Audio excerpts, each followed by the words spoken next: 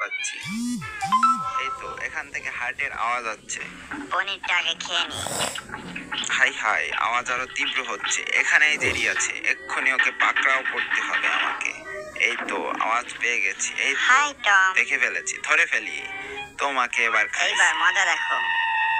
উফ উফ, হাই রে, এবার আমার চান্দি উড়িয়ে দিল। এইবার আমি পালাই। হাই হাই, টম আছে, পালাই। পালাবে কোথায় জেরি? তোমাকে এই বন্দুকের গুলি মেরে উড়িয়ে দেব। এই তো হয়ে গেছে। উফ রে, আমি তো আমার নিজের চান্দি উড়িয়ে দিলাম। এই ফাটটার মাধ্যমে জেরিকে এবার পাকড়াও করব। এই তো হয়ে গেছে, জেরির গর্তের ভিতরে ঢুকিয়ে দিই। তোমার ফাঁদে তোমাকেই ফেলবো টম, তুমি এখন আমাকে চিনো না। কোনো কিছুতেই কাজ হলো না। এবার এই হাতুড়ি দিয়ে জেরির মাথা ফাটাবো। আগে নিজের মাথা সামলাও টম। জীবনটা বেদনা হয়ে গেল। গিফট বক্সের মাধ্যমে ইঁদুর ধরার উপায়। এই তো এবার গিফট বক্সের মাধ্যমে জেরিকে ধরবই ধরবো। এই তো টোকা দিই, এবার আমি পলাই। হাই হাই, এত বড় বক্স কোথা থেকে আসলো? কি হবে এটা? একটু টোকা দি। কোনো শব্দ হচ্ছে না। দাঁড়াও, একটা বুদ্ধি হা পেয়েছি। হা, বোকাটা ফাঁদে পড়েছে। এইগুলা দিয়ে বক্সটাকে আমি আগে পাকড়াও করি, তারপর বক্সটা খুলবো।